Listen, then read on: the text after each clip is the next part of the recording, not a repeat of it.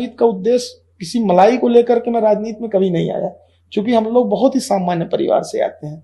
माताजी हमारी शिक्षक रहीं, हमारे पिताजी किसान रहे, और हम लोगों का जो कोई राजनीतिक इतिहास भूगोल कोई बहुत बड़ा नहीं था कि हम लोग को राजनीति के पीछे की कोई मलाई के बारे में जानकारी। हमने तो वहां जाने के बाद अपने साथी, अपने सहयोगियों, अपने मित्रों के बीच में उनके जो कष्टों को, उनकी निरीहता को देखा कि हकीकत में समाज में वह लोग जो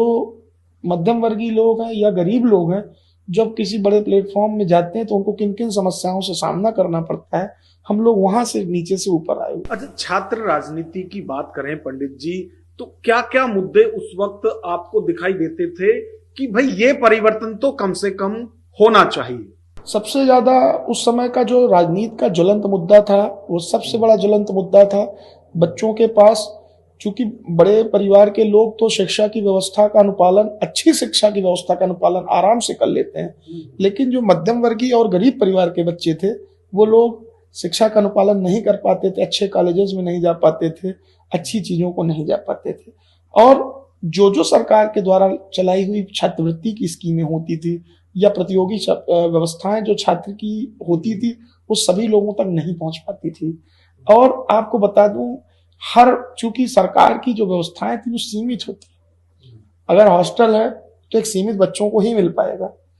भोजन की व्यवस्था है एक सीमित लोगों तक ही पहुंच पाएगी, लेकिन जो बाकी बचे लोग हैं उनके लिए कौन सोचेगा? उनके लिए अक्षांश पंडित सोचेगा। जो सरकार की व्यवस्था है, जो सरकार में उन लोगों को व्यवस्था नहीं मिल पा रही है, उनकी व्यवस्था कौन कराएगा? उनकी व्यवस्था अक्षांश पंडित कराएगा। हम लोग कभी भी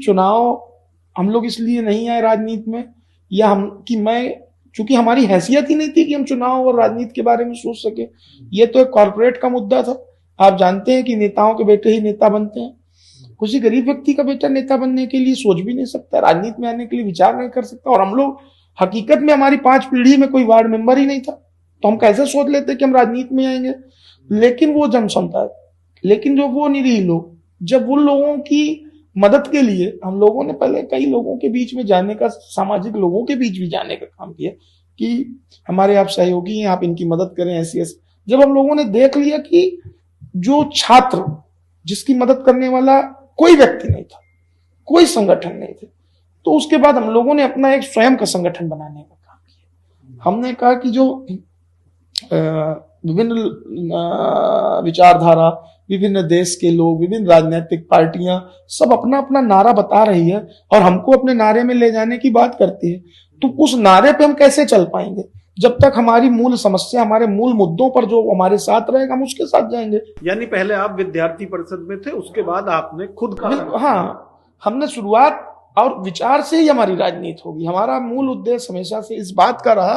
कि हम लोग मूल तरीके से हम लोग एक चीज पर काम करेंगे, वो था कि जो हमारे शोषित वंचित जो हमारे भाई थे, जिन लोगों ने हमको यहाँ तक ले जाने पर अपनी भूमिका पर काम किया है, हम लोगों ने उनके साथ मिलकर के उनकी हर समस्याओं को कंधे से कंधा मिला करके जब काम किया, जब कई वर्षों तक साथ हुआ, तब लोगों ने हम लोगों के साथ विश्वास अपनाया और लोगों ने इस चीज को कहा कि नहीं, ये हमारा नेता है।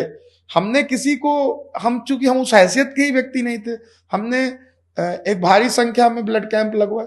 हमने भारी संख्या में लोगों की मदद की। जिन गरीब बहनों के पास पढ़ने के लिए पैसा नहीं होता था, जिनके पास रहने के लिए पैसा नहीं होता था, चंदे के माध्यम से हम लोगों ने एक ग्रुप बनाया, हम लोगों ने एक फंड रिलीज किया, एक फंड का बनाया, उनके मद अलग अलग बनाए कि जिन लोगों के पास रहने की व्यवस्था नहीं थी, कुछ जगहों पे अपने गरीब साथियों को,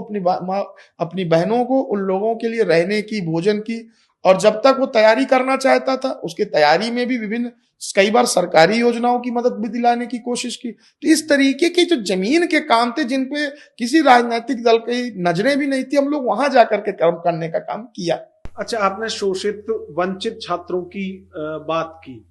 देखिए, अभी जिस तरह से हम जिस दौर में जी रहे हैं,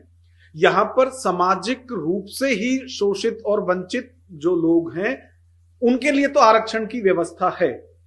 लेकिन आर्थिक रूप से कमजोर लोग तो हर वर्ग में होते हैं। तो क्या कभी उनके लिए कुछ आपके जो छात्र संगठन था उसकी तरफ से किया? आज आपको मैं जानकारी के लिए बात बता दूं, इधर 5-6 साल से तो मैं जानने लगा कि ये जाति क्या होती है, समाज क्या होता है और दुनियादारी क्या होती है। हमारी जाति एक थी कि हम छात्र थे, और हमारा जो जीवन जीने की व्यवस्था थी वो एक थी कि हमारी जाति भी हकीकत में केवल एक थी कि हम छात्र हैं, और हमारे समाज में खड़े हुए वो लोग जो पढ़ने यहाँ आए हैं और जो भी परेशान है, चूंकि उन परेशानियों को झेल करके आगे आया था, उस समस्या को जानता था कि समस्या किस प्रकार की होती, तो मैं इस चीज को जानता था और मैं इस चीज को समझता था कि पूरा प्रयास रहता था, क्योंकि जहां हम लोग पढ़ते थे वहीं मेडिकल कॉलेज भी था। अब जब आप जीवन में जो मध्यम वर्गीय व्यक्ति होता है, जिसके पास कोई बैकग्राउंड नहीं होता है, हम लोग उसी समाज से आए हैं, हमारे पास कोई बैकग्राउंड नहीं होता था, हमारे परिवार के लोगों को जब दवा कराने भी जाना होता था ना, तो कोई दवा कराने में भी डॉक्टर अच्छे से ट्रीटमेंट नहीं करता था। तो हम जब देखते थे मेडिकल कॉलेज में, तो हम लोग ब्लड कैंप लगाते थे और